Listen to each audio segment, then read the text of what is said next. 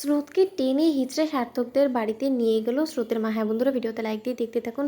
স্রোতের মা সার্থকদের বাড়িতে গিয়ে বেল বাজাতে থাকে। ওদিকে সার্থকের পিসিমণি বলতে থাকে, কি ব্যাপার, এরকম করে বেল কে বাজাচ্ছে? ওদিকে দরজা খোলা মাত্রই স্রোতকে কাঁদো কাঁদো অবস্থায় দেখে সার্থকের পিসিমণি বলতে থাকে, কি ব্যাপার স্রোত, তুমি এত কাঁদছো কেন? ওদিকে স্রোতের সাথে ওর মাকে দেখে কিছুটা আন্দাজ করে ফেলে সার্থকের পিসিমণি। ওদিকে স্রোতের মা বলতে থাকে যে আমি এখানে সার্থকের বাবার সাথে কথা বলার জন্য এসেছি, উনি কি আছে বাসায়? তখন এই কথা বলা মাত্র সার্থকের পিসিমণি বলতে থাকে, হ্যাঁ দাদা বাড়িতেই আছে, আমি এক্ষুনি ডেকে দিচ্ছি, আপনি আসুন ভিতরে বসুন। ওদিকে রাইয়ের বৌমনি বলতে থাকে যে মা উত্তেজিত হয়ে এমন কোনো কিছু বলে ফেলবেন না যার ফলে কিনা আমাদেরই পরে পস্তাতে হয়। ওদিকে সার্থকের বাবা এসে বলতে থাকে যে নমস্কার, কি দরকারে এসেছেন বলুন। আর স্রোত, তোমার এরকম অবস্থা কেন? চোখ টোক ফোলা কেন? এরকম মুখ শুকনো লাগছে কেন? কি হয়েছে মা?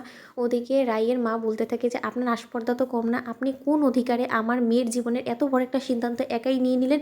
আমি কি আমার মেয়ের জীবনটা আপনার নামে লিখে দিয়েছি? আপনার এত বড় আস্পর্ধা হলো কী করে? ওদিকে এই কথা শোনা মাত্র সার্থকের বাবা স্রোতের দিকে তাকিয়ে বুঝে ফেলে যে হয়তো বা ওদের ওই গোপনের বিয়ের কথাটা ফাঁস হয়ে গিয়েছে রাইয়ের মায়ের সামনে। ওদিকে রাইয়ের মা বলতে থাকে যে আপনি আমার মেয়ের দিকে তাকিয়ে আছেন কেন বলুন তো? আমি আপনাকে প্রশ্ন করছি, আপনি আগে আমার সেই প্রশ্নের উত্তর দিন। আর তার থেকেও বড় অন্যায় আপনি করেছেন যে আপনি এত বড় একটা বিষয় আমার কাছ থেকে লুকিয়ে গিয়েছেন। আপনাকে এত বড় একটা দুঃসাহস কে দিয়েছে আমাকে বলুন তো? আমি তো সেটাই বুঝতে পারছি না। হ্যাঁ, আমি মানছি যে আপনি আমার মেয়েকে স্নেহ করেন, আমি প্রায় সময় আমার মেয়ের মুখে আপনার কথা শুনি, কিন্তু তাই বলে তো এটা নয় যে আপনি যখন ইচ্ছে আপনার ছেলের সাথে আমার মেয়েকে বিয়ে দিয়ে দিবেন। আর তার থেকেও বড় অন্যায় আপনি করেছেন যে আমাদের কারোকে কোনো কিছু প্রয়োজন মনে করেননি আপনি জানানোর।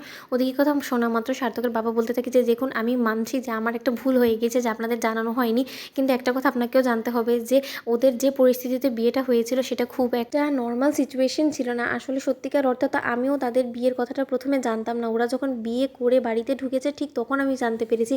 আর তার উপরে বেস করেই স্রোত যখন বললো যে আপনাদের বাড়ির পরিস্থিতি এখন খুব একটা স্বাভাবিক না, তার জন্যই আমি ওইটার মাথায় রেখেই আমি এই সিদ্ধান্তটা নিয়েছি যে হয়তো বা আমরা এই বিষয়টা গোপন করে যাব। ওদিকে কথা বলা মাত্র স্রোতের মা বলতে থাকে, বাবা আপনি সিদ্ধান্ত নিয়ে নিলেন যে আপনি বিয়ের মতন এত বড় একটা বিষয় গোপন করে যাবেন, আর অমনি সব কিছু চাপা পড়ে গেল, তাই না?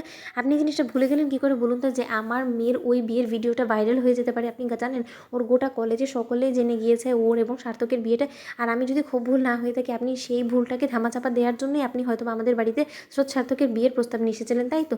তখন এই কথা বলা মাত্র সার্থকের বাবা বলতে থাকে যে আমি ভুল কিছু করেছি বলে তো আমার অন্তত মনে হয় না, কারণ আমি মন থেকেই স্রোতকে সবসময় আমার ছেলের বউ হিসেবেই আমি মানি। আর তার থেকেও বড় কথা, ও আমার মেয়ের মতো।